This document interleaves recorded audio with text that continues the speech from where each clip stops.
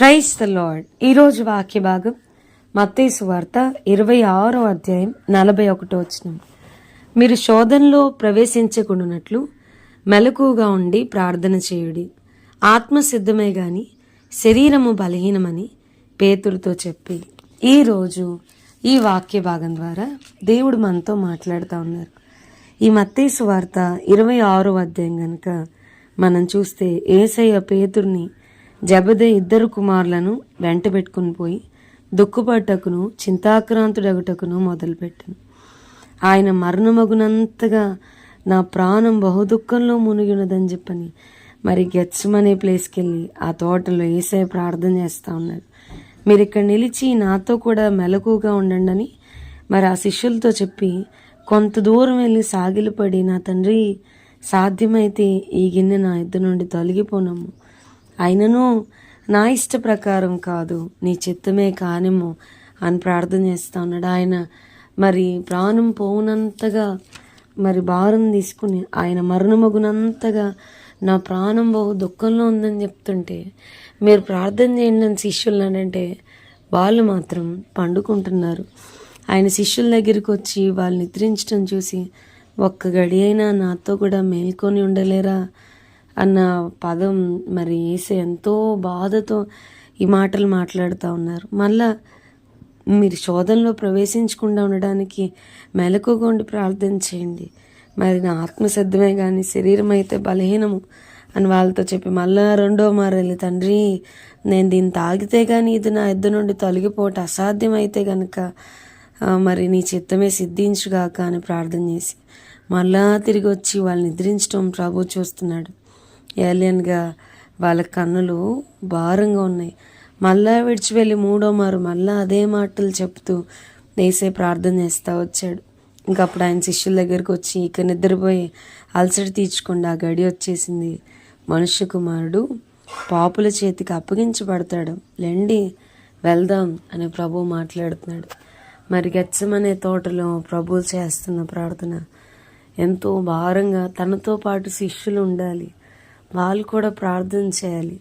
వాళ్ళు కూడా ఆ భారం, ఆ డెప్త్ సెన్స్, ఆ పెయిన్, ఆ డీప్ గ్రీవింగ్ అనేది మరి ఇక్కడే కదండి మనకి గెత్సెమనే తోటలో ఆయన చెమట రక్తంగా మారిపోయేంతగా, ఆయన మరణమగునంతగా ఆయన ప్రాణము చింతపడి దుఃఖంతో ఆయన ప్రార్థన చేస్తుంటే శిష్యులు మాత్రమే ఎంతో చక్కగా వారి కన్నులు వారికి భారంగా ఉన్నందున నిద్రపోతూ ఉన్నారు.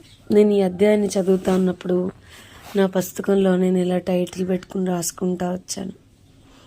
నా కొరకు సిలువలో ఒంటరి వాడైపోయిన నా ప్రభు నన్ను నా పాప నుంచి విడిపించటానికి, నన్ను నా ఒంటరితనం నుండి విడిపించటానికి ఆయన ఒంటరి వాడైపోయాడు. మనం ఇక్కడ చూస్తే మరి ప్రధాన యాజకులు, పెద్దలు, ప్రజల పెద్దలు వచ్చి ప్రభువుని అరెస్ట్ చేసినప్పుడు శిష్యులు మొత్తం చెదిరిపోతారు, ఎక్కడికక్కడ పారిపోతారు.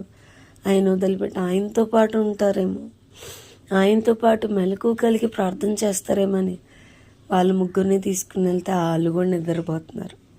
శిష్యులందరూ ప్రభువుని అరెస్ట్ చేసినప్పుడు ఎవరికి వారు చెదిరిపోయి ఉన్నారు. వాక్యం వింటున్న ప్రియమైన వాళ్ళారా, మన జీవితంలో ఎన్నో గుడ్ ఫ్రైడేలు వస్తున్నాయి, ఎన్నో వెళ్ళిపోతున్నాయి. Just they are coming and going away. మనం ఏం చేస్తున్నాం? గుడ్ ఫ్రైడే రోజు చర్చ్లో కూర్చుని, కొంతమంది ఆ రోజు కూడా స్కిప్ చేసే వాళ్ళు ఉన్నారు, కూర్చుని ఏడుస్తాం కదా, ప్రభా ఎంత త్యాగం చేసావని. ఆ రోజు మాత్రమేనా ప్రభు యొక్క డీప్ గ్రీవింగ్, ఆయన హృదయ ఆక్రందన మనకన్నా అర్థమవుతుందా? మనము శిష్యుల్లాగా కన్నుల భారంగా ఉన్నందున నిద్రపోతున్నామా? ఎంతోమంది ఇంకా రక్షించబడలేదు. గుడ్ ఫ్రైడేస్ చాలా వస్తున్నాయి, వెళ్తున్నాయి. ఈ సువర్తమానము చాలామందికి చేరలేదు. ఆయన ఆ పెయిన్లో, ఆ హృదయ ఆక్రందనలో మనం కూడా భారం తీసుకుని ప్రభుతో పాటు ప్రార్థన చేయాల్సిన, చెమట రక్తంగా మారిపోతున్నా కానీ మరి నిద్రపోతున్న పరిస్థితి శిష్యులది. మనం అట్లున్నామా? వాళ్ళు అంటారు కదా ముందు అధ్యాయంలో, అయ్యా అవసరమైతే నీ కొరకు చావాల్సి వచ్చినా సరే మేము మాత్రం నిన్ను విడిచిపెట్టమయ్యా అంటారు శిష్యులు. పేతురు అంటాడు, మిగతా వాళ్ళు కూడా అవును అవును అని అంటారు. కష్టం వస్తే ప్రభువుని బంధించితే మొత్తం అందరూ చెదిరిపోయి ఒంటరి వాడిని చేశారు. ప్రభుని ఒక్కడిగా విడిచిపెట్టిపోయారు. అందరూ విడిచిపెట్టిపోయారు. మన కొరకు మన ప్రభు ఒంటరి వాడైపోయి మ్రాను మీద వేలాడుతూ వచ్చాడు.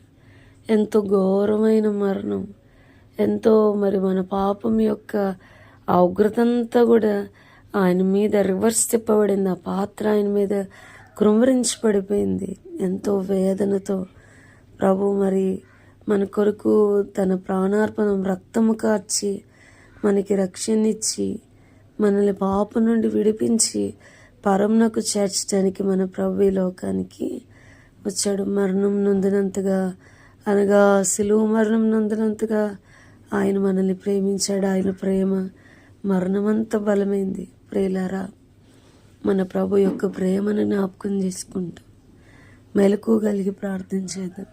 ఆయన త్యాగం వృధాగా పోకుండా ప్రభుతో పాటు కలిసి ప్రార్థన చేసుకుందాం. ప్రభా, ఈరోజు వాక్య భాగం ద్వారా మీరు మాతో మాట్లాడినందుకు వందనాలు.